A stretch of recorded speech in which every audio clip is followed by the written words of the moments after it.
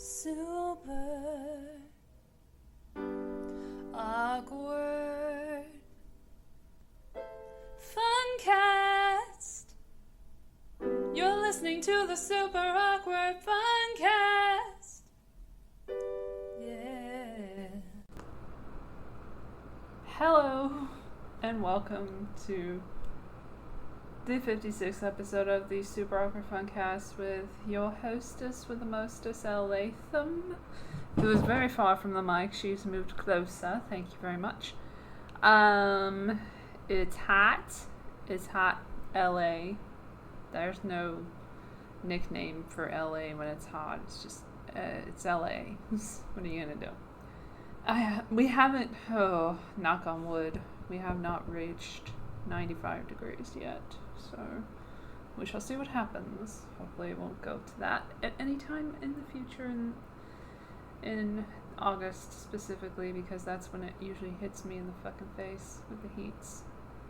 Anyways, I feel great today because I've been dreading this all day. Like, I'm literally recording at night.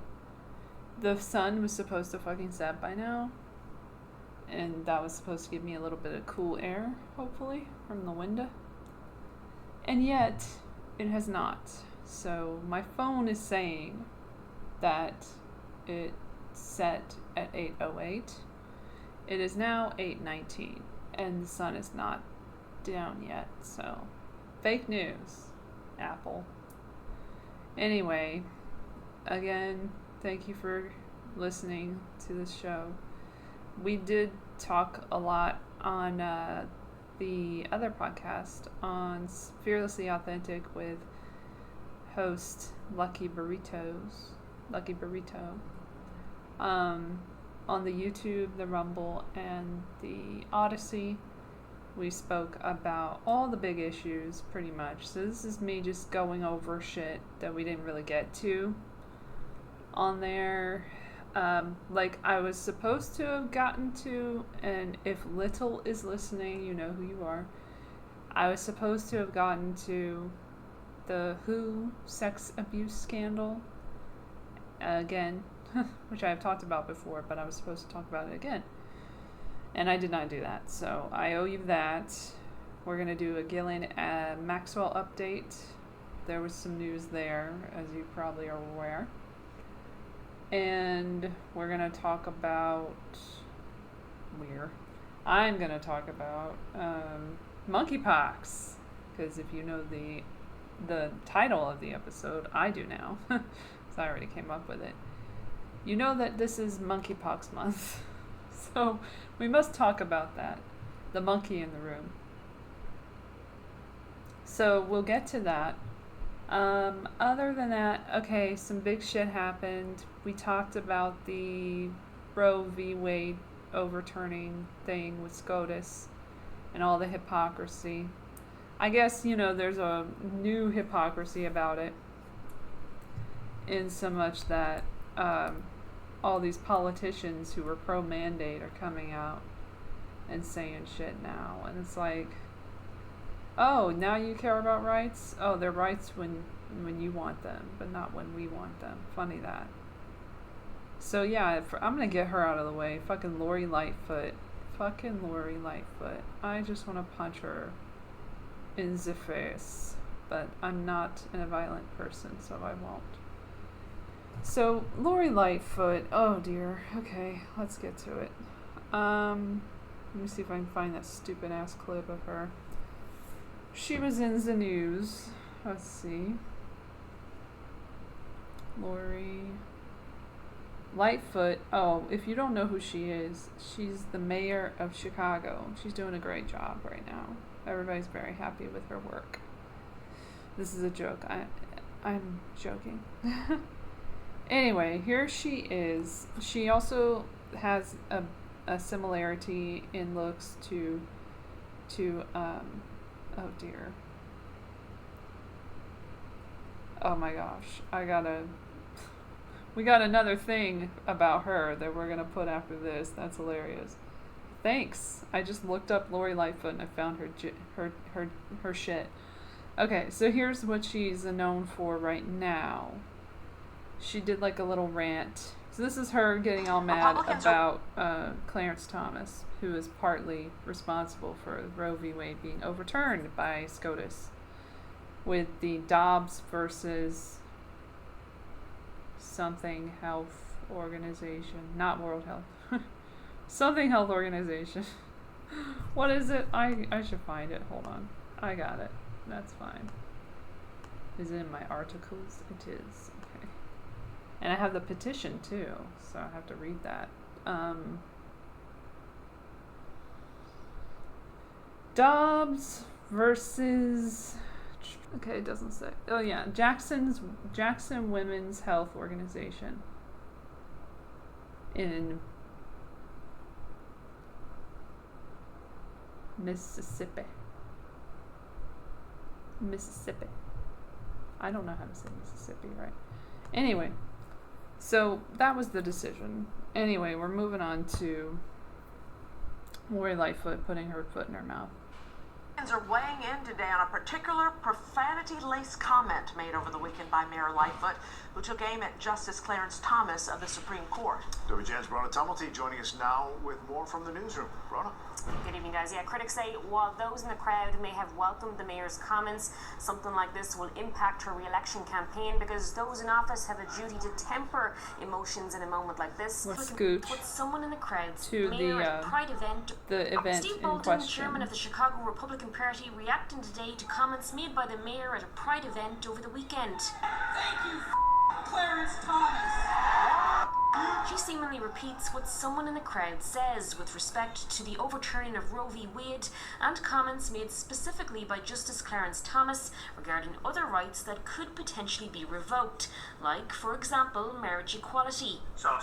Okay, so she said fuck Clarence Thomas, right? Well, fuck you. Fuck you. Also, I found this from 3 months ago from the same outlet, and since it won't let me do anything but back up, I will play it. a defamation lawsuit. This is from 3 months ago. Chicago and Mayor Lori I have the Lightfoot, biggest dick in politically Chicago, explosive complaint says Mayor alleging Lightfoot. Lightfoot blocked the potential compromise with Italian Americans over the controversial Columbus statue. Some of the explicit language in the court documents is raising eyebrows tonight. Not her first The explicit Julian statement. Cruz is in Chicago's Little Italy community with reaction. Julian? Well, Dina and Ray, Italian-American community leaders say that if the allegations are true, they're deeply disappointed with the mayor who is accused of making extremely offensive and vulgar remarks about Italian-Americans back in October during a private Zoom session at City Hall Zoom, with of a course. Park District lawyer and others. Mayor Lightfoot, do you have anything to say? Are you going to talk to the Italian-American community?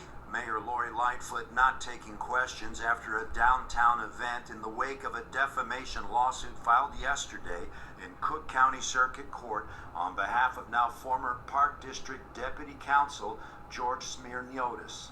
And I was just flabbergasted. Community leader Ron Onesti says if the allegations are true, Chicago's mayor didn't act in good faith when it comes to delicate negotiations over last fall's Columbus parade after Italian Americans sued the city, then tried to reach a compromise with the Park District in order to display a Columbus statue at the parade for just 20 minutes. You know, a good faith gesture would be allowing us to utilize the statue for the Columbus Day Parade because our community was bruised. We felt slapped in the face. You may remember back in 2020, unrest over the Grant Park statue, Columbus, a controversial figure to many for what historians say was a brutal subjugation of Native Americans. As a result, Chicago's mayor ordering the removal of several Columbus statues. I have no opinion on, well, I have an opinion. I don't care about statues. Was a profanity-laced Zoom call with the mayor last October, the Park District's deputy counsel bearing the allegedly defamatory brunt of a mayoral tirade. You bleeps. What the bleep were you thinking? Let me do it for them because they bleeped everything, so I'm gonna unbleep it. You dicks, what the fuck were you thinking? You make some kind of secret agreement with Italians. You're out there measuring your dicks with the Italians, seeing who's got the biggest dick. To have said, You make some kind of secret agreement with Italians. You're out there measuring your blank with the Italians, seeing who's got the biggest blank. The mayor, pictured here at today's gathering of the Council on American Islamic Relations, verbally attacking then Park District lawyer George Smirniotis on the Zoom call, according to the lawsuit. Where did you go to law school? This is why I hate She's Zoom. alleged to have said. Did you even go to law school? Do you even have a law license? Smirniotis claiming that Lightfoot damaged his reputation with allegedly false and outrageous statements, calling his professional integrity into question. A reaction is one of almost complete surprise that the mayor would use that language, referring to the Italian Americans. Enrico Marabelli says the allegedly crude and disrespectful references to private parts said to have been delivered by the mayor, extremely hurtful to Italian Americans. Well, I think if we learn anything from this, we learned that if you have a conversation about privates, it doesn't always remain private. The mayor allegedly adding, I am trying to keep Chicago police officers from being shot, and you were trying to get them shot. My dick's bigger than yours and the Italians. I have the biggest dick in Chicago. Keep Chicago police officers from being shot, and you were trying to get them shot. My bleep is bigger than yours and the Italians, and I have the biggest bleep dick in Chicago. Onesti says none of this was necessary. We're Chicagoans. Clearly That's not. our mayor. And for our mayor to be talking about any ethnic group or any group of people that are in her constituency to that degree, I just hope it's not true. Well, so that was a little flashback on that one, but I think it was a good topic to bring us into the vaccine mandates, which, you know, she was a proponent of.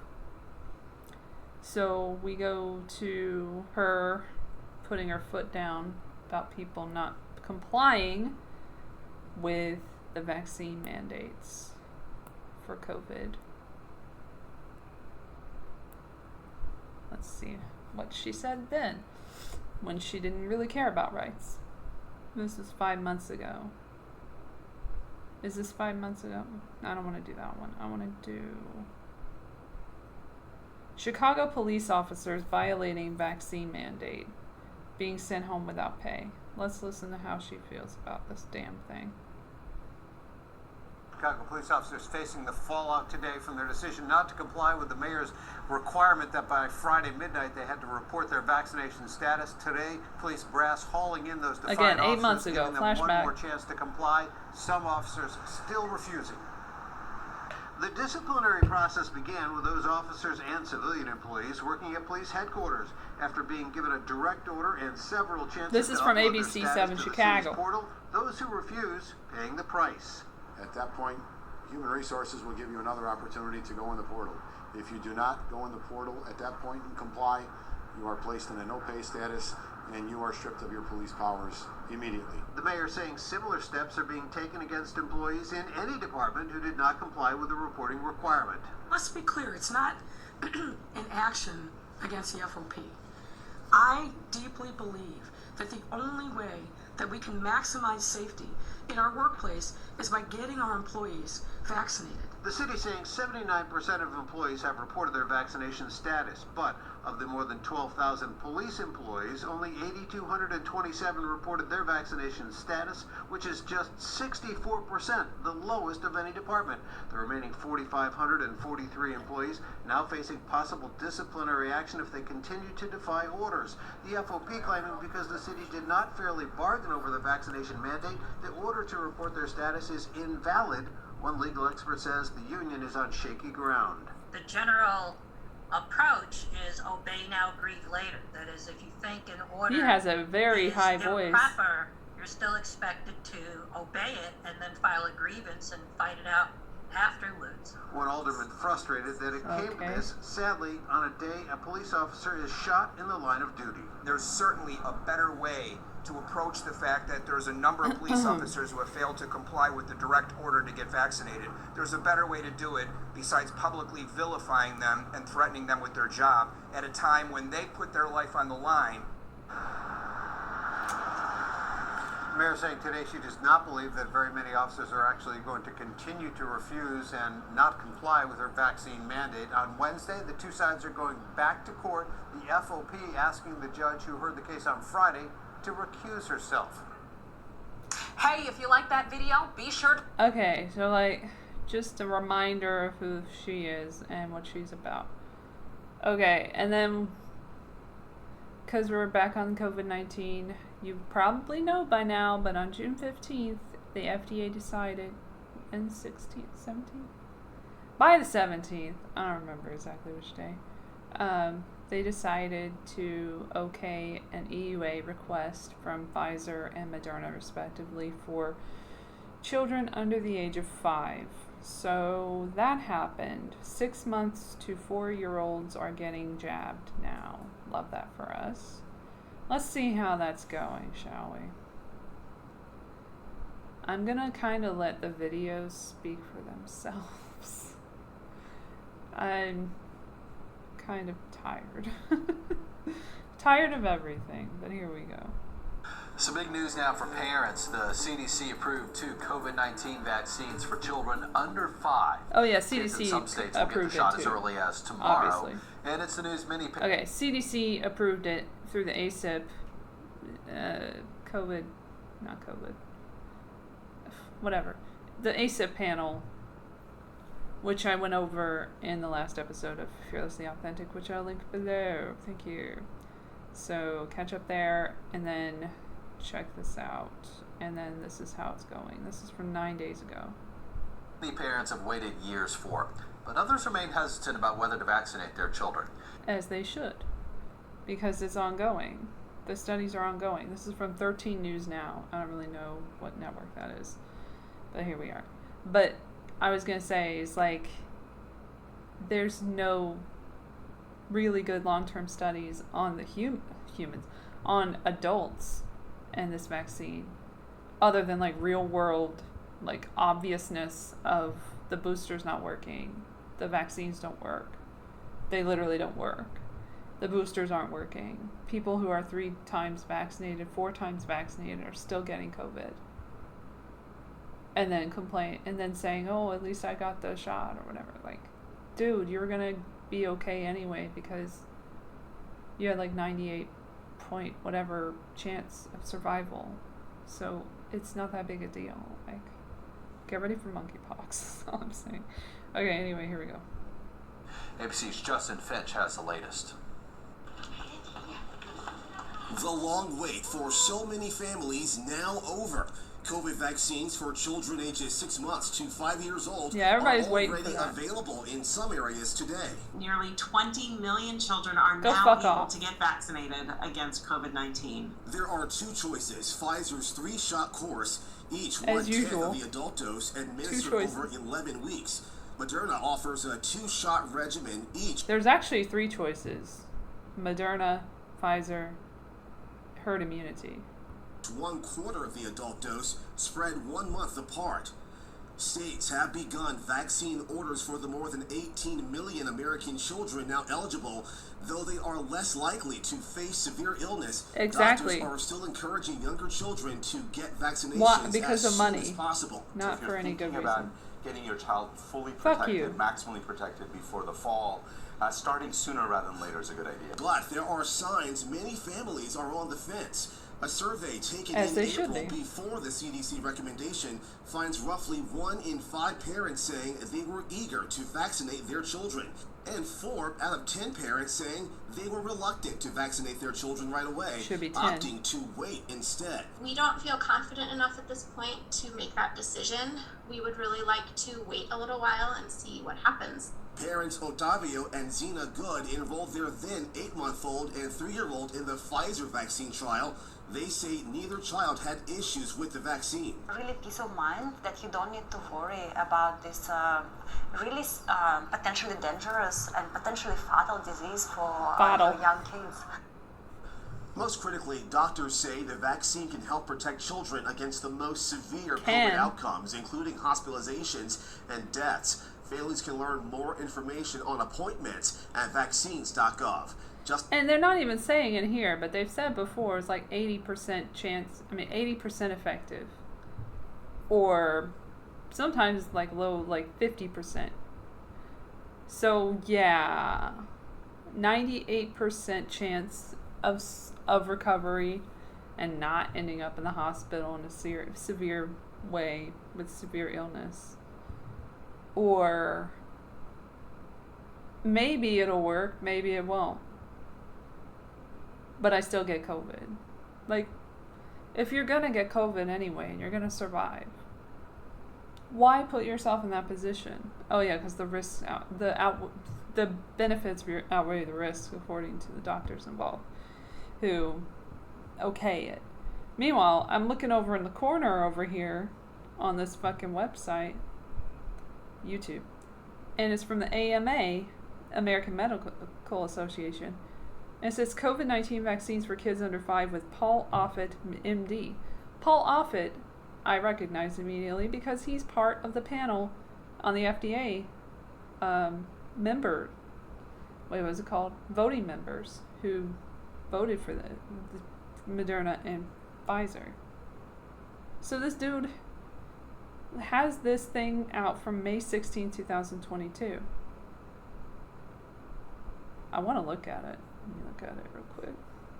Let's see what it says. Hello, this is the American Medical Association's COVID-19 update video and podcast. Today we're discussing the status of COVID vaccines for kids under 5 with Dr. Paul Offit, director of the Vaccine Education Center and an attending physician in the Division and of he Infectious pretends, Diseases. he so pretends, like in the meeting, like it's very long. It's like 4.5, 5 hours total without the breaks or whatever. And he pretends every time. He pretends that he's like really looking at the data and thinking about what's best for the patients and everything, but he doesn't really give a shit. Diseases at Children's Hospital of Philadelphia. Dr. Offit is also a member of the FDA's Vaccine Advisory Committee. I'm Todd Unger, AMA's Chief Experience Officer in Chicago. It's great to see you again, Dr. Offit. A lot of parents out there anxiously awaiting vaccine authorization, as you probably know, for kids under 5. They put it out there, they say it. Both are getting closer. Can you talk a little bit about where their applications stand right now?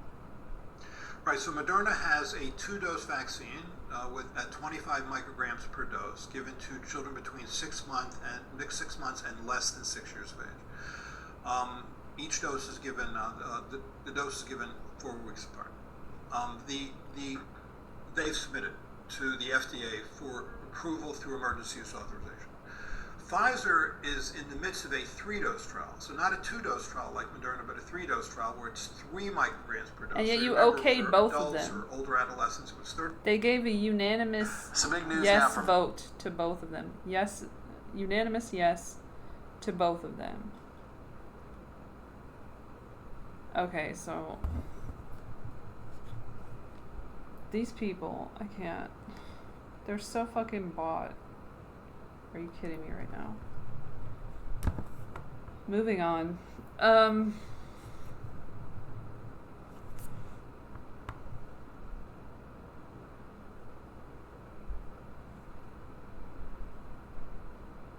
Then you got shit like Sesame Street. I don't know if you saw this, but you're gonna hear it. Sesame Street came out with a little PSA, a propaganda video for Pfizer and Moderna. And I hate this place. I hate PBS. PBS, by the way, gets funding from Bill and Melinda Gates Foundation. So there is that conflict of interest as well, which we know about. So take that into consideration. And the fact that they're targeting babies and like little children, toddlers.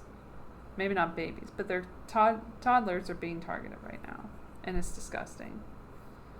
Also, I just think at this point, in general, children probably shouldn't be watching TV. I think I have no real opinion about it, other than I don't think children under the age of 5 should watch television. Just in general, because of propaganda. And I definitely don't think they should be on social media. If I had power, I would make it so that no one under the age of 18 would be on social media. That's how serious I am about that shit. Maybe 17. I could probably let it go with 17. But just no one under that age should be on social media. And no one under that age should have a cell phone either. These fucking children with the smartphones, these parents are shit. These parents are shit. I'll say it.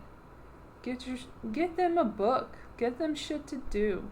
Don't give them this technology that's going to be used to track them and that they won't be able to fucking do anything about because they're not smart enough or mature enough or informed enough to know when they're being tracked.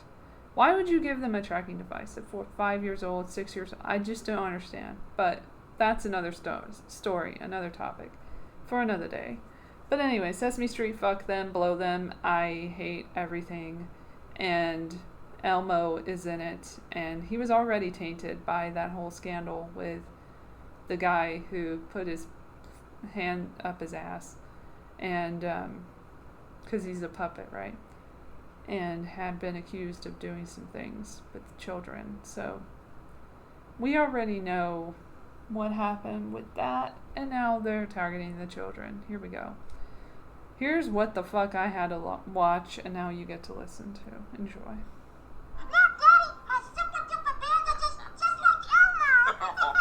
You were super duper today, getting your COVID vaccine, Elmo. Oh, by the fucking way, YouTube Kids, yay. Sesame Street took away comments. You can't comment here. They've been probably compromised for a long time and not had comments, but I know that they'd have some mean ones here, because they only have 585 likes and 71,145 views. So imagine how many dislikes there are, which you have to, because YouTube doesn't tell you that anymore. Huh. Elmo? There was a little pinch, but it was okay. Elmo was really glad to have Daddy and baby David there with him. I hate it here. Where are you? I had a lot of questions about Elmo getting the COVID vaccine. Was it safe? Was it the right decision? I talked to our pediatrician so I could make the right choice. Why is he so country? I learned that Elmo getting vaccinated is the best way to keep himself, our friends, neighbors, and everyone else healthy and enjoying the things they love. Oh, Daddy! Oh, Elmo and baby David have a question. Can we have a hug? Oh, come here, son. Elmo loves you, Daddy. I love you too. It's okay to have questions about COVID vaccines for your kids. Get the latest facts by speaking to your pediatrician or healthcare provider. You know, the people who are most likely to be bought. Speak to those people. Don't do your own research. Don't figure out shit for yourself. Don't look up the studies that are ongoing for however many years.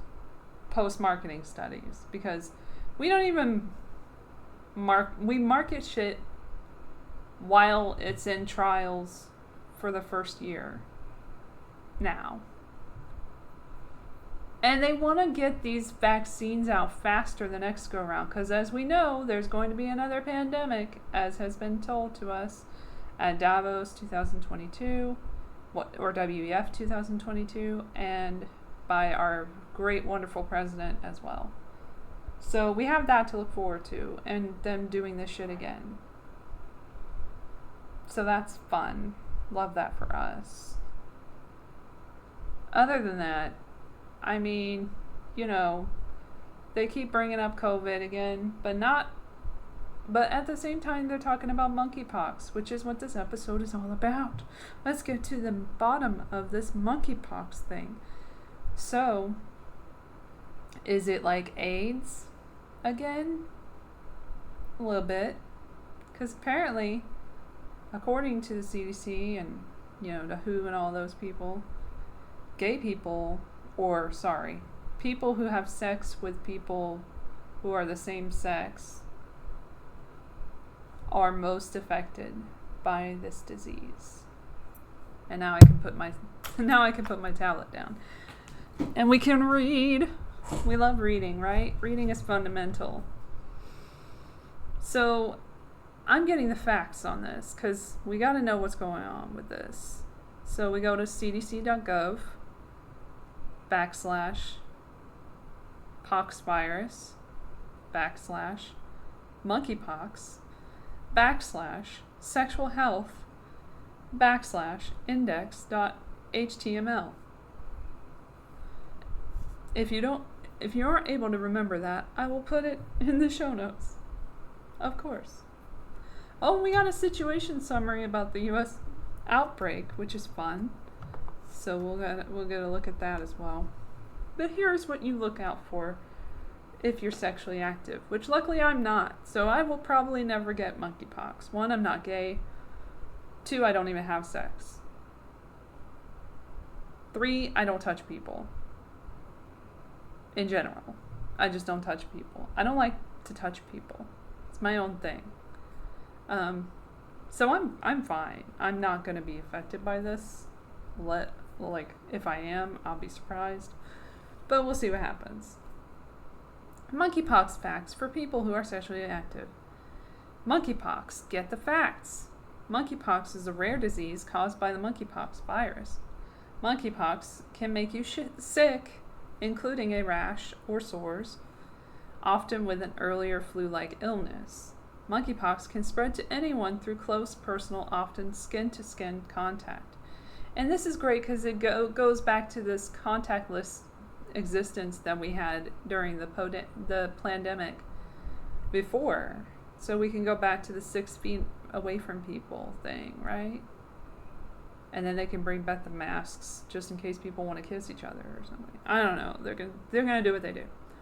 Okay, direct contact with monkeypox, rash, sores, or scabs. Why the fuck would I touch your scab? I'm not touching your scab or your sore or your rash. You can get someone else to do that. I'm not doing it. Contact with objects, fabrics, clothing, bedding, or towels. You know, a cum towel. And surfaces that have been used by someone with monkeypox. Through respiratory droplets. Oh, we gotta have the droplets. That's how you know it's real. Or oral fluids from a person with monkeypox, i.e. oral sex. This contact can happen during intimate sexual contact, including oral, anal, and vaginal sex, or touching the genitals or anus of a person with monkeypox. Why would you touch the anus and genitals of someone with monkeypox? Why would you see sores and you're like, well, that doesn't look that bad. This is fine. Hugging, massage, kissing, or talking closely. Even just a close talker could give you the monkeypox. And they got a picture, in case you didn't know that's gay, they got a couple of dudes about to fuck in the bed in the picture. You gotta see this shit. That's why I put this in the show notes, because you gotta see it to understand. Touching fabrics and objects during sex that were used by a person with monkeypox, such as bedding, towels, and sex toys. We know the virus can be spread in fluid or pus. Why would... Ew. From monkeypox sores, and are trying to better understand if virus could be present in semen, vaginal fluids, or other body fluids. They still don't understand that. Good. I'm glad. I'm glad to know that they still don't understand that. They're still trying to understand it. We're in an outbreak, allegedly. Also funny that it's this big, horrible disease for gay people, mainly. Just happens to come out during Pride Month. Or beginning, like end of May into the Pride Month. Like, happy Pride Month, everybody. Stop having sex. Stop hanging out with each other even though you're at Pride events all the time. Things that make you go, about the timing. What are the symptoms? If you're wondering what the symptoms are, here they are. Early flu-like symptoms of monkeypox can include fever, headache, muscle aches and backache, swollen lymph nodes, chills, and exhaustion. That really narrows it down. A rash or sores, sometimes located on or near the genitals or anus, but sometimes in other areas like the hands, feet, chest, or face. Sores will go through several stages before healing. That's fun. It's like a process. Sores may be inside the body, including the mouth, vagina, or anus. Some people experience a rash or sores first, followed by other symptoms, and some only experience a rash or sores. Monkeypox can be spread from the time symptoms start until all sores have healed and a fresh layer of skin has formed. The illness typically lasts 2 to 4 weeks. And then there's a wonderful page after this called Social Gatherings, Safer Sex, and Monkeypox, which has to be seen to be believed. And it says the same shit before, and then you go down and it says, oh man, okay, they're really specific on this one. Oh dear, okay. Monkeypox can be spread to anyone through close, personal, often skin-to-skin contact, including direct contact with monkeypox, rash, sores, or scabs from a person with monkeypox. We believe this is currently the most common way that monkeypox is spreading in the U.S. Contact with objects, fabrics, and surfaces that have been used by someone with monkeypox. Contact with respiratory secretions through kissing and other face-to-face contact. You know what? Hold off on the orgies right now. That's basically what I'm getting to here. This contact can happen when you have sex, including oral, anal, and vaginal sex, or touching the genitals, penis, testicles, in case you forgot what genitals are, labia and vagina, or anus, but anus. It says but. Is that the technical term? We say penis, testicles, labia, and vagina for the first part, for the genitalia, and then anus, butt. CDC, what the fuck? Anus, butt. At least say buttocks. What is wrong with you? Is this Urban Dictionary? Of a person with monkeypox. This is a thing. This happened. I'm looking at this. This is real. Hugging, massage, and kissing. Touching fabrics and objects during sex that were used by a person with monkeypox that have not been disinfected, such as bedding towels, fetish gear. Fetish gear! Okay, CDC. See you. And sex toys. What are the symptoms? We already talked about it. Oh my gosh. A lot of bad shit we don't like. What are researchers investigating? If the virus can be spread when someone has no symptoms, so we don't know that yet. How convenient. If the virus could be present in semen, cum. I think we know what semen is. Who was asking, like, oh wait, what is semen? Oh, cum? Okay, got it. Got it. Thanks. Vaginal fluids and fecal matter. Poop. It says poop. I'm not kidding. Oh my gosh. It literally says poop. Just say shit then. You said cum, but you can't say shit on your little page that anyone has access to? Okay.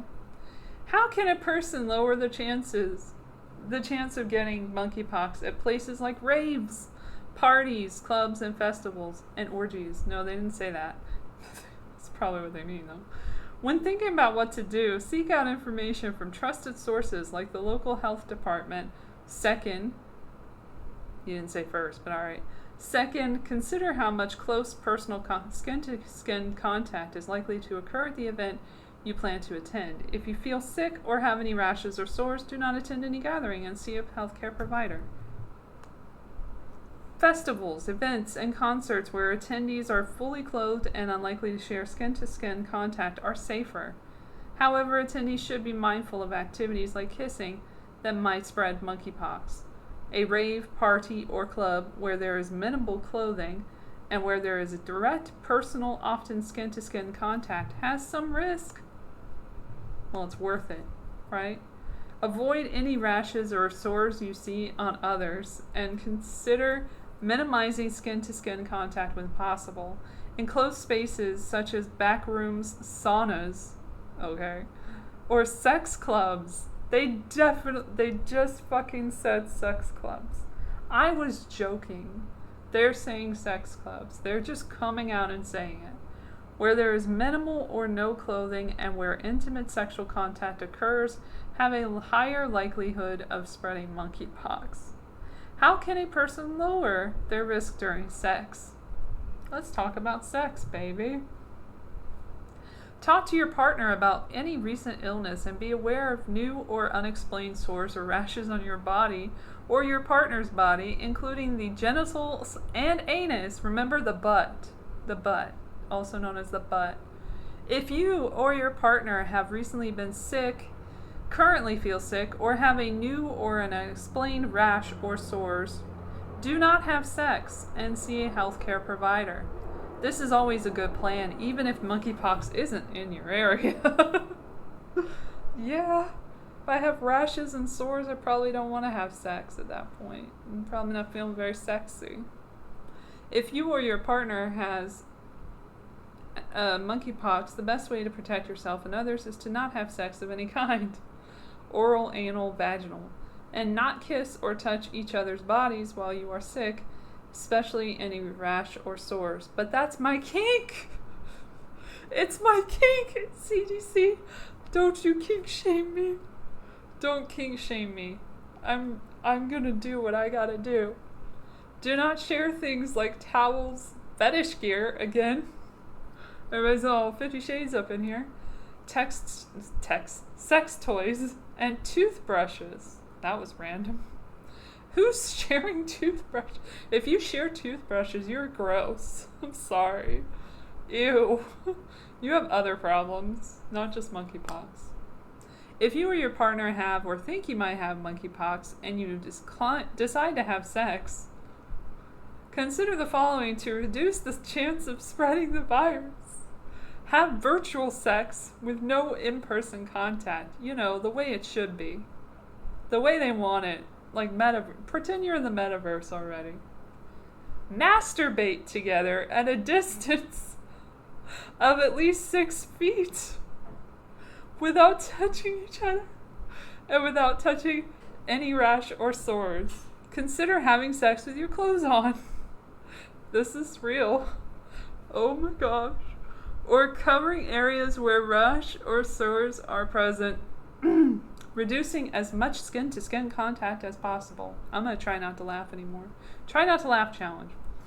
Avoid kissing. Remember to wash your hands, fetish gear, sex toys, and any fabrics, bedding, towels, clothing, after having sex. Limit your number of partners to avoid opportunities for monkeypox to spread. I know you wanted to have that orgy. I know that you've been counting on it all month. But put it off for a little bit longer. Just put it off. Let's just do 2 people this time. That's enough. Oh my gosh. They have this for download. They're like, you know what? Download this, because you're going to need it. What should a person do if they have a new or unexplained rash, sores, or other symptoms? Avoid sex or being intimate with anyone until you have been checked out by a healthcare provider. If you don't have a provider or health insurance, visit a public health clinic near you. And then masturbate together, because that's like the best way, apparently. When you see a healthcare provider, remind them that the virus is circulating in the area, in case they didn't know. Avoid gatherings, especially if they involve close personal skin-to-skin contact. Think about the people who have had close personal or sexual contact with you within the last 21 days, including people you met through dating apps. You might be asked to share this information if you have received a monkeypox diagnosis to help stop the spread. So yeah, that happened. That totally happened, and that's wonderful. I'm so glad that happened. Here we are.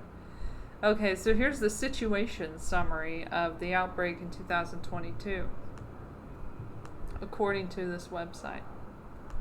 So the U.S. case count map, we got a little chart here, I think. It just happens to be really, like, a lot of them in California. It's just a coincidence that California, the most depraved state in the Union, in the United States is the one with the most cases of monkeypox. That's just a coinkydink. But 80 in California, and then the second one is New York, of course. Of course. And this is by about June 29th. This is as of today. It is June 29th when I'm recording this. So I don't know where this is in California, but yay! I'll be on the lookout. I'm going to just not touch anyone. I'm just going to do what I've been doing, and I think it'll be fine. I'll be fine. Alright, so you might be wondering if they're taking advantage of the monkeypox outbreak, and of course they are. Of course. Because there's a vaccine for that. There's a vaccine for everything, don't you worry. Your pretty little head about that. So in New York City, where there's a lot of cases, allegedly, 72 at least, allegedly, according to the CDC and their situation summary, they're lining up for the vaccine, their smallpox vaccine, which just happens to help with monkeypox as well. So let's see that story here while the plane is in the air. We'll just ignore it and move on. Midday at the city's health clinic in Chelsea, and the city's monkeypox vaccine remained high and dry, hours after the mayor said New York is ready for more. They gave us 1,000. Ready for more. As soon as they gave us 1,000, we issued out 1,000. And so we're now trying to get more here in the city to, give them out. As soon as they give it to us, we're going to give them out. The city and state are working to get more vaccines to the area at a time when testing and vaccines are in short supply across the country. The company in Denmark that makes the vaccine says it can meet demand as ordered by the United States CDC and other countries dealing with the unusual outbreak. Monkeypox is normally found in parts of Africa, but is now appearing on different continents. We are now it's hitting the whites all over the world. It's a global concern for many countries. And while the virus is appearing in new places, case numbers have remained relatively low. We're very, very sensitive at this point to almost anything that looks like it's a new phenomenon that is spreading. So yeah, we're keeping a close eye on this. And it's a special concern in places like New York that have large LGBTQ populations. Doctors say the virus, similar to smallpox, is primarily spread among men who have sexual contact with other men. The World Health Organization did not agree to call this what's called a public health emergency of international concern. It has not reached that level yet. So this is a watch. Because it's just the gays. Wait until it hits the straits. Thanks for watching our YouTube channel. Follow today's top stories. Shut up, Lester. Nobody cares. So, until it hits the straits, we're not going to have a whole big thing happening. Okay, I think I have another video, actually. I was going to read this, but I think I'll just play the video. Let's see here. Oh, man. This is crazy. Where are we? Hell, right? Let's see. Moving along. You might want to know... Okay, I'm going to go from one story to another very seamlessly because we're going to talk about the Congo because it's from Africa, right? Wait. Yeah. This is it. This is it? Let's listen to Tedros, because Tedros is so fucking smart and the best person ever. Not just Tedros, but the people at the WHO who know what's best and are always worried about Africa, and helping Africa. Especially the Congo, which we'll get back to in a second. We're going to circle back to the Congo, don't worry. But right now we're still on the monkeypox, so let's get to it. Let me refresh. This is called World Health Organization employees took part. Oh, wait. My bad. I went to the wrong thing. My bad. Almost got you a spoiler alert there. Let's see here. Okay, this is CTV News. CTV News, monkeypox kills 9 in Congo, first death in Nigeria in 2022. This is from May 30th, 2022, right before Pride Month. We love it. Here we go. The World Health Organization will decide today if the spiraling monkeypox outbreak is a global emergency. They decided it wasn't. The head of the WHO has said that the virus is behaving unusually compared to in the past, and that a coordinated response may be necessary given the global spread of the virus. Monkeypox has sickened people for decades in Central and West Africa. So far, the case count outside of Africa has topped 3,000 in more than 40 countries. Canada has confirmed 211 cases, most of them in Quebec. With me now is Dr. Christopher Labos. He's an epidemiologist and cardiologist, and he joins me from Montreal. I'm sure he's Dr. not Labos, bought at all. So what do you make of this? The fact that the WHO is considering declaring this a health emergency. I think this is going to set off a lot of alarm bells for people. Yes, I think it will. Okay, so the thing here is like, that's like their little tape here.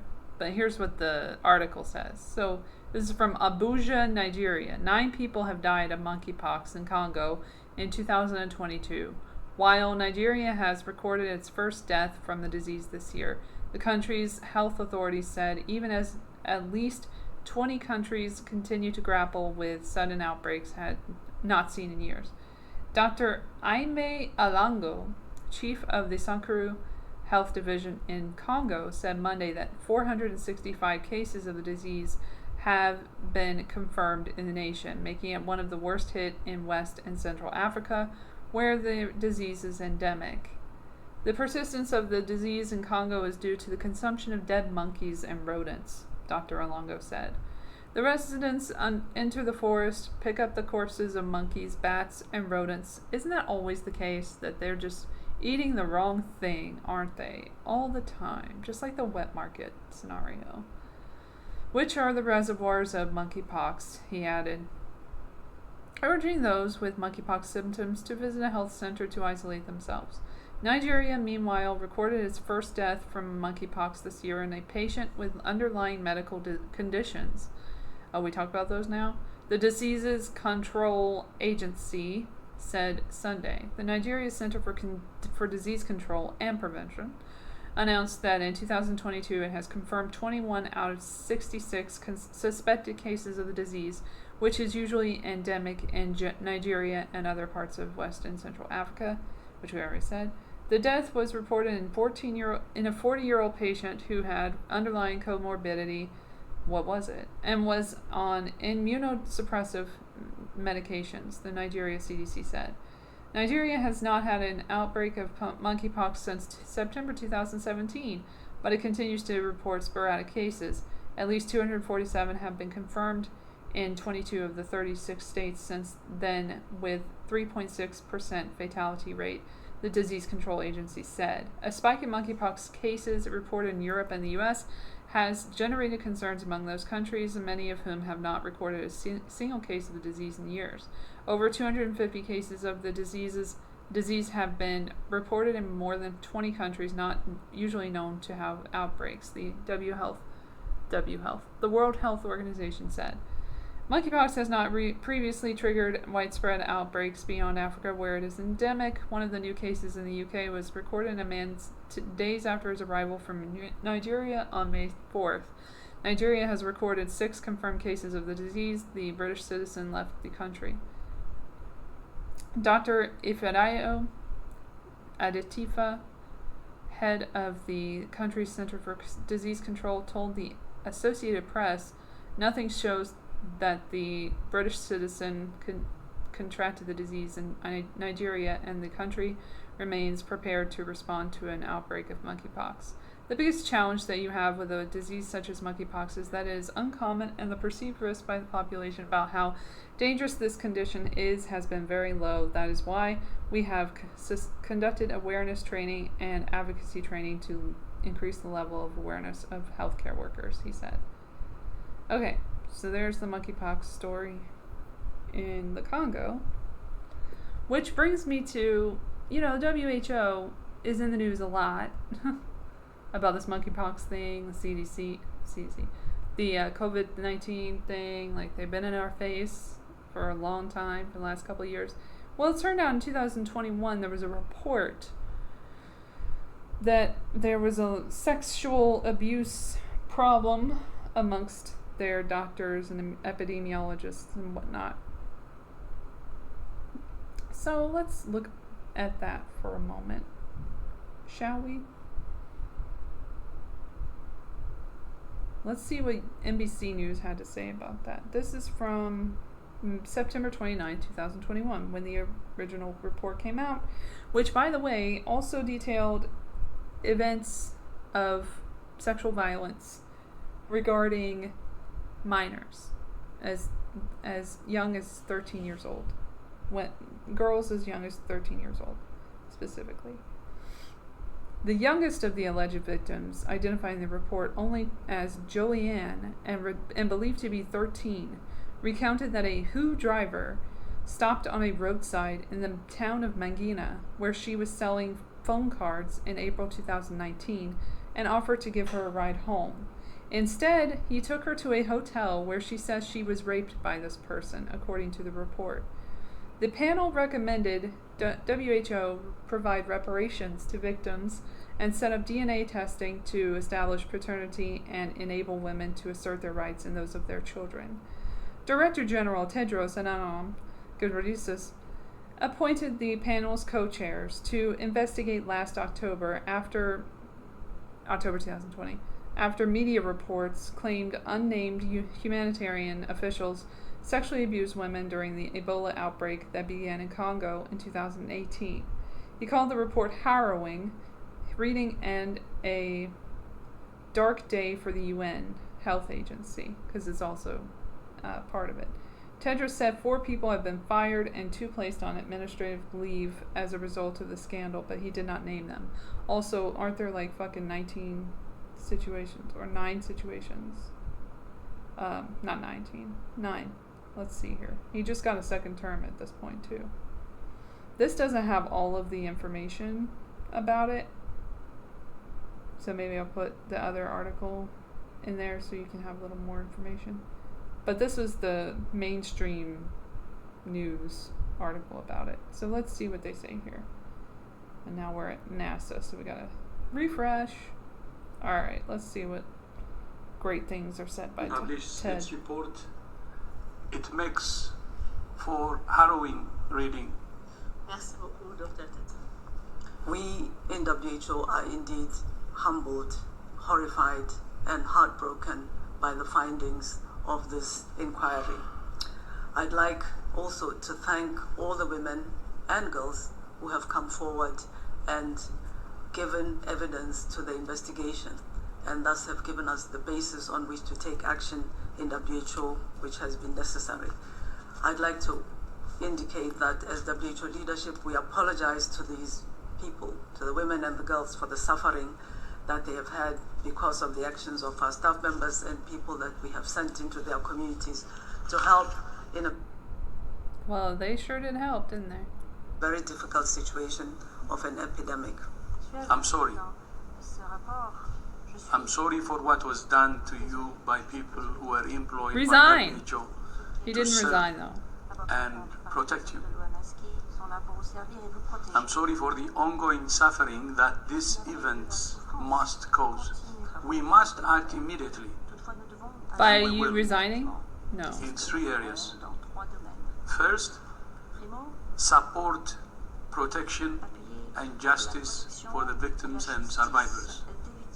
Dismantle Second, the WHO? actions to address management and staff failures. Yeah, you. That's you. And third, wholesale reform of our structures and culture. How's that going? How'd that go? Because I don't think it happened. I hear things, but I don't see things. And this article is World Health Organization employees took part in Congo sex abuse during Ebola crisis, report says. And it's not just the report says. So this was an investigation that was done by the WHO themselves. They investigated themselves and found out that they were very much responsible for these things. And they're now coming out and being like, oh, you know what? We're going to help you with abortion access and whatever the fuck. I bet you will. Just like you helped not allegedly, my gosh. This girl, you know, get rid of her baby from her rape. That was great. Forced abortions. Y'all already did that during that story. It's not in that article, but I will link to the Globe and Mail that has that information. Okay, so that brings us to the news of the week, I think, which is the 20-year sentence that Ghislaine Maxwell got. You know,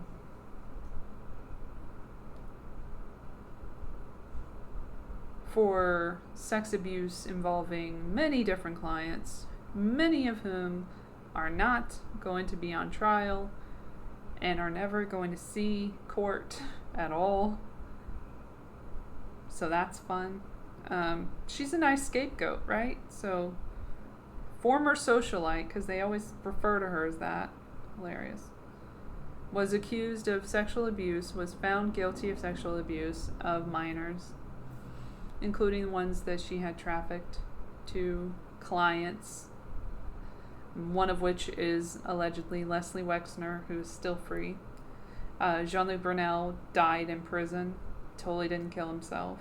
And Jeffrey Epstein totally didn't kill himself. And she will totally not kill herself. I'll say it right now. Ghislaine Maxwell did not kill herself. This is for posterity's sake. Following a widely publicized criminal trial, not really though, not by you, CBS News, Maxwell was found guilty last December of conspiring with Epstein, her longest-standing associate and romantic partner for a time. They always have to throw that in. They're just a Bonnie and Clyde over here. Grooming and recruiting and sexually abusing minors as part of the late financier's now infamous trafficking ring, which still exists, but okay. Maxwell was convicted of multiple charges related to sex trafficking and conspiracy.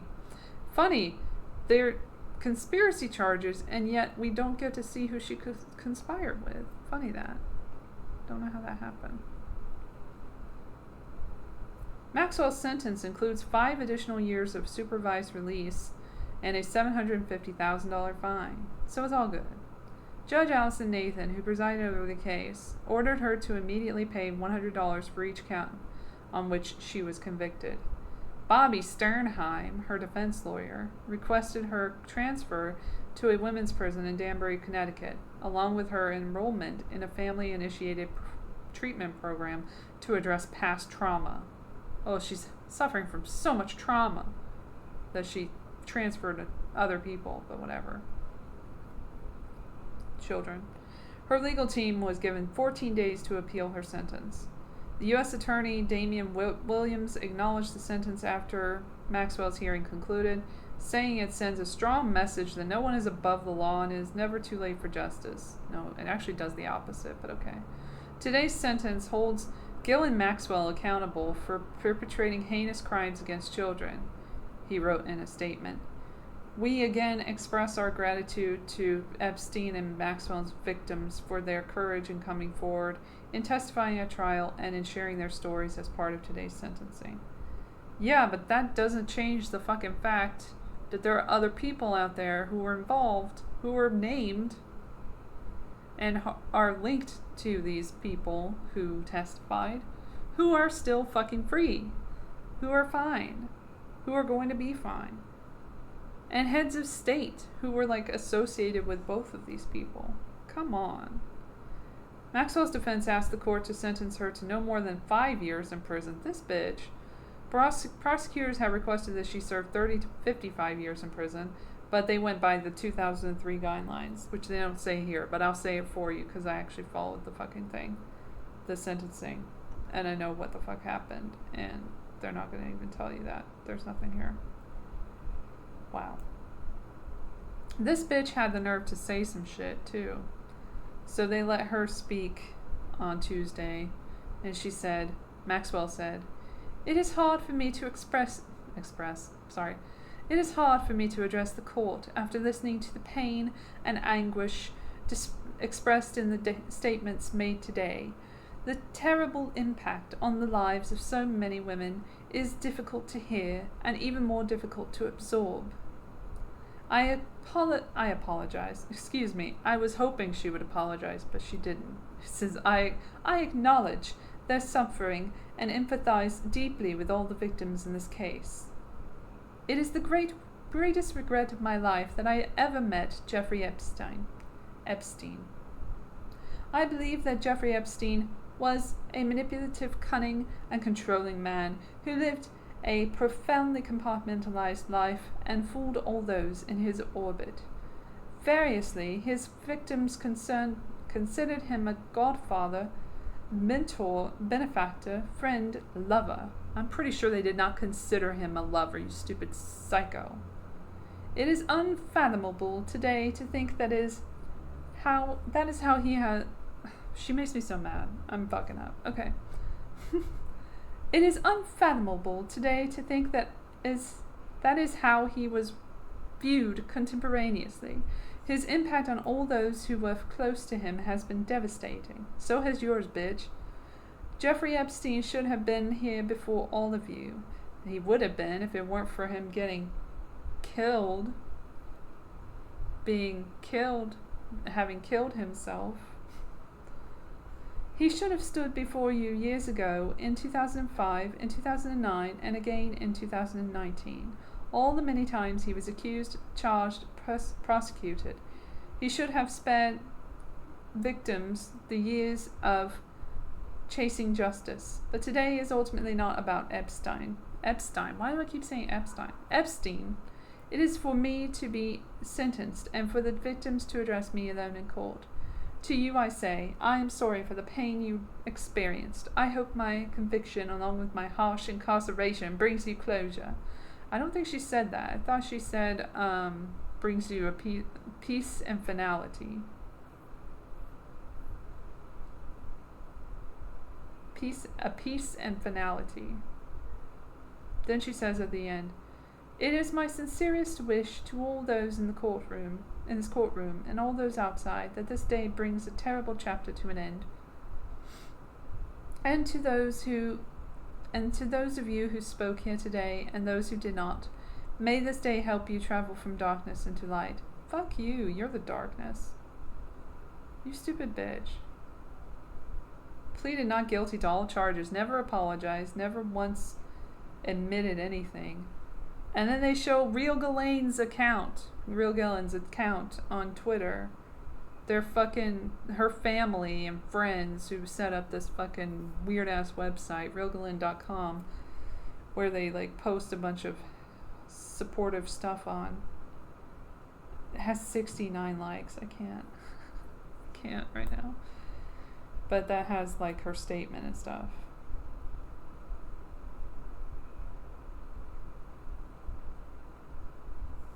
And this was the same case that had like the whole thing with the juror number 50 got in trouble for being biased and shit, but then it didn't really go anywhere. Anyway, this bitch, she has a lot of nerve. She never apologized, not once. She's just like, oh, I'm sorry I met him. Oh, well, you tried to have a baby with him. Were you sorry then? Were you sorry when you were still hanging out with him after he was arrested for shit? Fuck off. Honestly. Such a fucking piece of shit. Ugh. She disgusts me, but the people behind her disgust me more. Thank you very much. I guess we'll end on Ukraine, because Ukraine is also in the news again. Well, as you are probably aware, there has been what I perceive to be a false flag event, but I'm not really digging into it because I just assume everything is fake if I hear it from NATO forces and Zelensky at this point, or anyone in charge. They're all lying sacks of shit most of the time. Anyway, the G7 leaders are meeting up, so that's fun. And they pledged $600 billion for developing countries amid the Ukraine war. We got $600 billion for everybody now. Good to know. So let's hear this little report that I've never heard before. Let's have a fun time listening to it. Leaders of the G7 are in Germany this Sunday for day one of the annual summit. Topping their agenda is the war in Ukraine, of course. The group has already agreed on a new ban on Russian gold exports. The commodity is a significant source of revenue for the country, and the goal here is to hurt Moscow's ability to fund its war in Ukraine. Here is U.S. President Joe Biden speaking a little earlier. Oh, yay. We have to stay together, because Putin has been counting on from the beginning. And somehow NATO would, and the G7 would splinter, but we haven't, and we're not going to. So we can't let this aggression take the form it has and get away with it.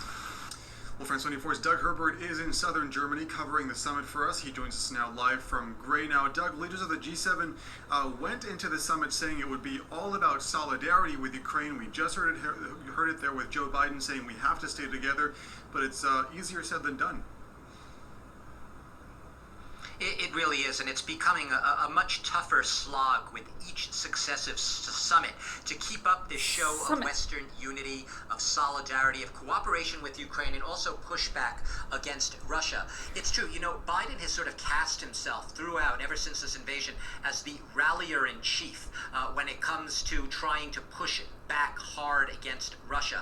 Obviously, the U.S. is geographically further away, isn't as dependent on Russian energy as Europe is, so it's perhaps easier for Biden to play the tough guy role. But at this summit really is a heavy lift in the sense that while the G7 leaders are, like you said, trying to present that united front. They passed those extra sanctions today against imports of Russian gold, new gold that is, which is a significant source of revenue for Putin. But at the same time, it's hard to ignore the cracks in the edifice. No matter how much the leaders here try to paper over things and make it look like they're all on the same page, the fact of the matter is, today Boris Johnson, he actually said that he told Macron, he commented to the British press, told Emmanuel Macron that now is not the time in any way to negotiate with Vladimir Putin. Doing so will simply give Vladimir Putin a free hand in manipulating sovereign countries and manipulating also international markets in the future.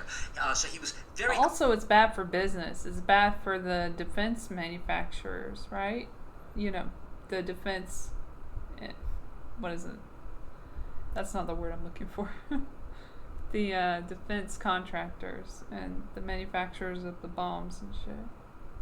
Very clear with that. Now, the French presidency pushed back on that, basically, essentially denying that anything of the sort was said, and that the meeting was very congenial between Johnson and Macron, and they essentially, both want to show that united front. But the very fact that Boris Johnson is sort of going off team, and saying to his own people that he gave Macron a tough warning about not negotiating with Putin, it says a lot right now.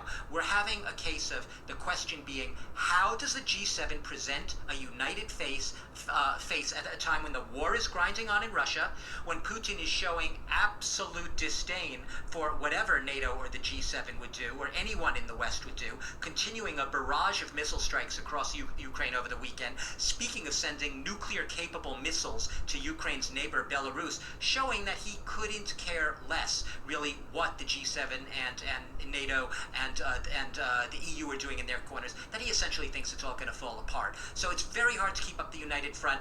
Putin basically is laughing all the way to the bank, literally, because oil prices are higher than ever. He's still raking in a lot of money. How is he laughing? Come on.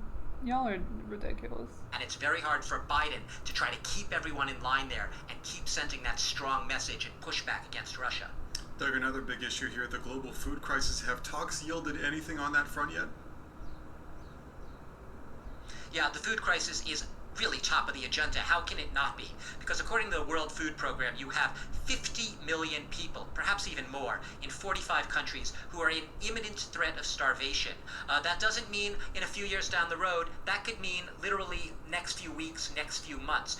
Obviously, the war in Ukraine is the elephant in the room. It is what has aggravated an already dire food crisis in the world, one that has been aggravated by things like the COVID pandemic, the climate change emergency, food and energy prices soaring, something we just talked about earlier. And basically what the World Food Program is saying is that this year, 2022, is going to bring record food insecurity.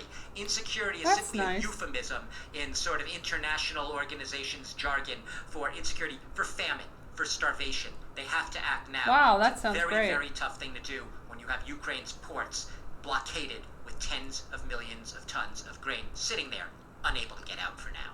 Press 24's Doug Herbert covering the G7 Sounds summit like good for us in news Southern to Germany. me. Doug, thank you very much. Yeah, thanks for that great Leaders news, of the man. G7 are in Germany this Sunday. We really appreciate that wonderful news that you gave us right there. So, yes, shit's still bad in Ukraine, clearly.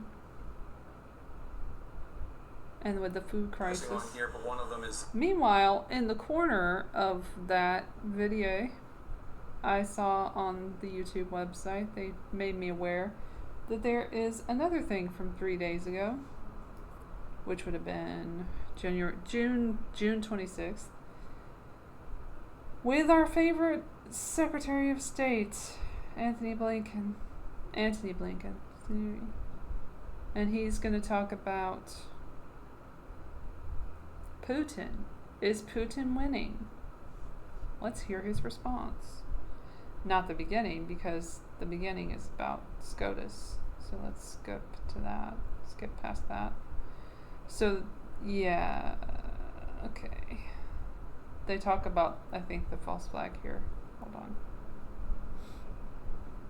many missiles were launched at Kyiv, including residential areas. Russian state media says the Russian defense minister just visited Russian troops in Ukraine. Is Russia winning? Jake, let's not confuse the tactical with strategic. When it comes to Putin's strategic objectives, answer the question. He's already failed. His strategic objective was to end Ukraine's sovereignty and independence, to erase it from the map, to subsume it in Russia. That has failed. And a sovereign, independent Ukraine is going to be around a lot longer than Vladimir Putin's on the scene. Meanwhile, there is a tactical, ferocious battle going on in eastern Ukraine with the Russian aggression. What about with, Yemen? Ukrainian forces pushing back, and that line has shifted. There are gains one way, gains another way. But what's really important is the strategic proposition that Putin will not succeed in what he's tried to achieve. Not only that, he's also tried to divide NATO. We're about to go to a NATO summit where the alliance is going to show greater unity, Fuck greater NATO. strength than in my memory. In Ukraine itself, here at this meeting of the G7, as well as at NATO, we will continue to do collectively everything we can to make sure that the Ukrainians have what they need in their hands to repel the Russian. And make sure the defense contractors are well bought out. That we give them all the money that they need to continue to make money off of dead people. The Russian aggression. Do you think the attack on Kyiv overnight and this morning was Kyiv. part of a direct provocation against the meeting of the G7? We've seen sporadically, even ever since Putin lost the battle for Kyiv and had to shift his focus just. When did it start being called Kyiv? Because it was never called Kyiv before. It's Kyiv. I'm calling it Kyiv. I can spell and I can read. To eastern and southern Ukraine, that they've occasionally launched missiles at a distance, basically to terrorize people. They struck an That's apartment your building. job, isn't There it? are reports How that they dare struck a they? kindergarten. That has no purpose other than to Sucks try for to you. terrorize Ukrainians. The G7 just announced a new ban on Russian gold imports. The U.S. said that Western sanctions right. against Russia would devastate its economy, but that doesn't seem to be happening. The ruble is at its highest in Oops. years. Oil profits are soaring. When are these sanctions going to start having the effect that the West and President Biden has promised? Oh, they're already having a dramatic effect. Well, first, let's take gold. On Just our the recent economy, announcement. yeah. That is the second most lucrative export that Russia has after energy. It's about $19 billion a year. And most of that is within the G7 countries. So cutting that off, denying access to about $19 billion of revenues a year, that's significant.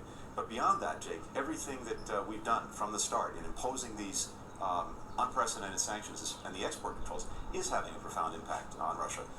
Even as it gets oil revenues with higher prices, it's unable to spend them because of the export controls. It can't acquire what it needs to modernize its defense sector, to modernize its technology, to modernize its energy exploration, which means that over time, each of these areas is going to go in decline. Already, we're seeing predictions that the Russian economy will shrink by 8 to 15% next year. The ruble's being propped up artificially at great expense. 1,000 companies, major international companies, have left Russia. They had products that were still on the shelf when they left, but those supplies have now dwindled. Russians were no longer being able to buy what they're used to buying. The standard of living for Russians is dropping. All of this is having an effect immediately, but it's also having a cumulative effect. We've seen a brain drain from Russia. 200,000 Russians, among the most educated, working in some of the most important industries, have left. Many foreigners working in those same industries have left. All of this over time accumulates. So there was a House resolution, bipartisan, in favor, expressing the desire that Brittany Griner be freed, the WNBA star who's now been detained in Russia for 129 days. I don't know who that American is. former Marine Paul Whelan's been there for almost 4 years. After the U.S. brought Trevor Reed home in a prisoner swap, my understanding is that there might be another prisoner swap in the works right now. CNN is reporting that there are discussions going on, and that you and President Biden and others are in favor of swap Griner and Whelan in exchange for Russian arms trafficker Victor Bout. Is that going to happen? As a general proposition, Jake, I've got no higher priority than making sure that Americans who are being illegally detained in one way or another around the world come home, and that includes Paul Whelan, that includes Brittany Griner, that includes people in a number of other countries. In fact, I spoke to Brittany Griner's wife just a few days ago. I spoke to the families of many detained Americans. They really want to talk to President Biden. And some of them have, but we have a regular dialogue with them, and no higher priority. I can't comment in any detail on what we're doing, except to say this is an absolute priority. So, I don't know anything about that shit, but they don't negotiate with... No, wait, hold on. They don't want negotiations with Russia. They don't want to concede defeat. I don't know. But they just want to keep the war going as long as possible with our money during a pandemic. During a supply chain problem. During an inflation situation that could amount to a recession very soon. I don't know. This is a lot of talk about shit that's not going the way that they said it would go. Like, nothing is happening the way they said it would happen. But I'm not surprised. I mean, it's the U.S. government. They suck balls. They suck, and they invade countries, so they should shut the fuck up. So the White House says President Biden's upcoming meeting with Saudi officials in Riyadh next month will include the kingdom's crown prince Mohammed bin Salman. President Biden, as you remember, during the campaign, promised to make Saudi Arabia and MBS pariah for the murder of a journalist, Jamal Khashoggi, who wrote. And not the Yemen genocide. Is cheaper oil worth breaking that promise?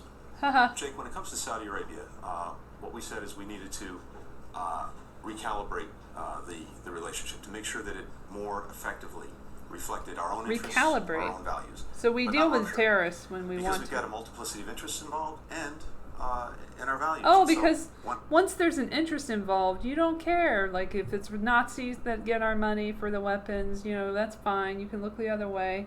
If it's terrorists, you know, that you're arming, you know, and helping commit genocide against people in the Middle East, that's fine too, as long as as long as they serve our interests, right? That's what you just said. Holding you to that, Anthony. When it comes to the relationship broadly, Saudi Arabia has been an important partner in dealing with extremism. An important partner with extremism. Challenges posed by Iran. That's ironic. It's also absolutely critical to helping end what has been one of the worst wars and atrocities in recent memory, and that's the war in Yemen. By most accounts, that's the worst. Which you're benefiting from. Earth, and that's saying something. Saudi Arabia's engagement in doing this now, you know, the genocide part, to getting what we haven't had for 8 years, which is a truce. The truce has been extended. Humanitarian assistance is getting to people who need it.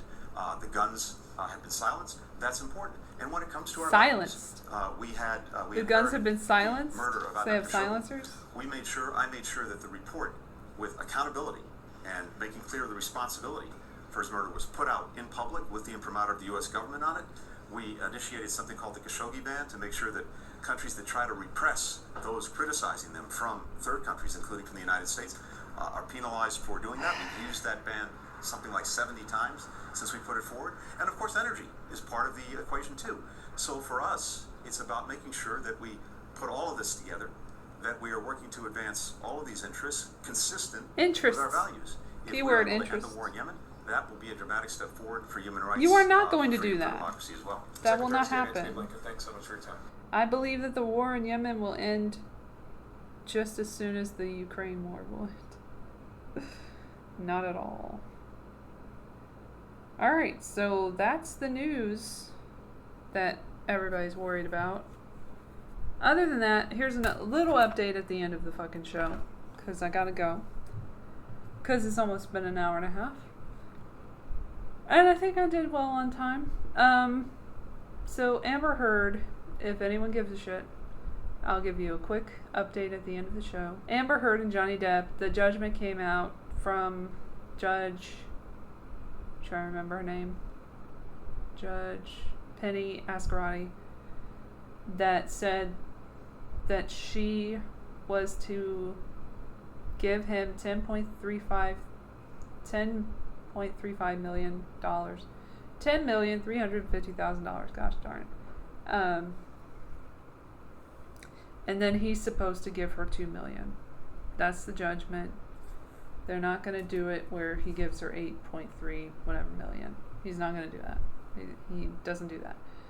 They have time to appeal, of course. And it seems like he could appeal for his the finding of Waldman's statements being defamatory.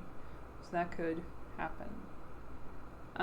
But mainly, like, she was told 6% interest to appeal. So if she wanted to appeal, she had to do a bond and pay for it. So that's how that went.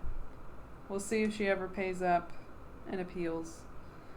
No news there yet. But her trolls are out in full force on social media trying to make it like she was treated bad, unfairly. And they're using Roe v. Wade. They use the Roe v. Wade overturning situation to help her to be like, oh my gosh, this was a setback for women and ours was a setback for women too, our case, blah blah blah. And it's just gross, you know. It's gross what they're doing. But that's what they do. So meanwhile, Johnny Depp is fully employed. He is on tour with his bandmates soon, and he also has shit going on. He has a role coming up in a period piece, and there was news that Disney wanted him back, but I don't find that to be very verifiable. So I took that with a huge boulder of salt. Anyway, thanks for listening. That's the news. It's not good. Not a lot of good news. But I guess the good news is that you are a great person if you're listening to this. Probably, most likely. And I love you. And thank you so much for listening. And if you've been listening for a long, long time, like more than 10 episodes, I really appreciate that. Because you could be listening to anything, and I appreciate your time. And that's why I don't ask you to pay me for it. But anyway, it's now definitely dark. The sun eventually did go down, so that's cool. And the helicopters left, or planes or whatever, so there's that too. Anyway, that's June. Happy Monkeypox month, everyone. Sorry. We just went back to the AIDS playbook. It's, you know, the new thing. Bringing back the 80s. Love that for us. Anyway, yeah, all the links, show notes, check them out. Thank you so much. Shout out to people doing their thing. Because I shouted out on one episode that I was listening to of my show. And I was like, I should do a shout out again. So I'm going to do a shout out to James Corbett. Do a shout out to True Stream Media. They're killing it right now. Check them out. I'm going to shout out Brian Christian. I love Brian Christian. And all his work at The Last American Vagabond. Whitney Webb, killing it. Still killing it. One of my favorite researchers. Other people to shout out. Glory Jones. Free Commander X. Free Assange, of course. Eventually, at some point. He's facing 5 years in prison for his espionage charge. Versus raping and trafficking children in a blackmail scandal, getting 20 years. And now, as of today, we have the R. Kelly news. He got 30 years. So R. Kelly got more time in prison than Ghislaine Maxwell did. But he's younger, so that's probably why it is. Whatever. Anyway, 2003 guidelines is why it's 20 years. So look that up. Who else am I shouting out? Shouting out, obviously, Fearlessly Authentic, my crew. Stever, Lucky, Bonkers, Sweetie, never seen her, but she seems cool. Everett, Peaches, always chiming in, the greatest moment. Who else? Little, I love you. I'm going to shout out to the chat people. Barbara Bartleson, Jilly Love. I know everybody. Cirrus. Are you serious? Goddamn. Miguel. Love you, Miguel. I love all of you, by the way. Shelly, gosh, sorry. Should have said you first. Lady Alex. Who else? Popeye Sailor. This will make no sense to anyone who does not watch my show. I'm blanking on everybody right now. Everybody in the chat. We love everybody in the chat. Love you all. Thanks for joining us on Rumble and Odyssey when you do. For the big, big stories. It makes a real difference, and I really appreciate your time for the stories. Beauty and the Boomer. Shout out. Want another shout out? What could I do? There are so many people out there doing their thing. Franco Analysis. Fiorella. Calvin Couch crew. Amber. Not Amber Heard. The good Amber. Jason Burmis. Sure, I'll give him a shout out. Fine. Fuck it. Luke Radowski. Sure, why not? Joe Rogan for some things that he says, I guess. Shout out to Pfizer, who does not sponsor this show. And Netflix, who doesn't sponsor this show. Has never sponsored this show. I appreciate all the non-support that I have gotten from all of you.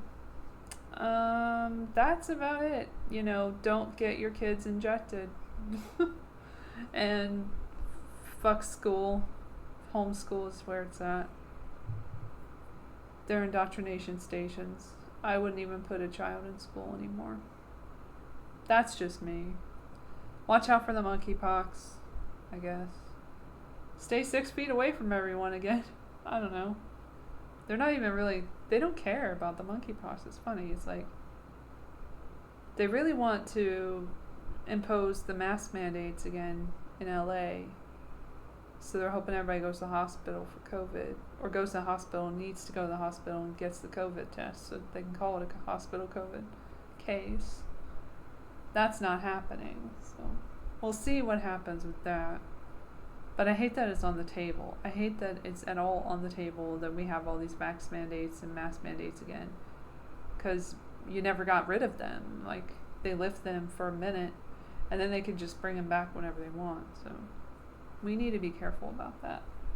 And fuck anyone who supports them at this point. My body, my choice applies to everyone. God damn it. That's what I want to leave you with. It's your body, it's your choice. You put whatever you want into your body or you don't want into your body. Don't let anyone make that decision for you, especially not the government. Fuck the government. And yeah. prosecute war crimes, not war criminal exposers. And I'll leave you with that. Free Assange, free everyone who is in prison for stupid shit. Love you. Bye.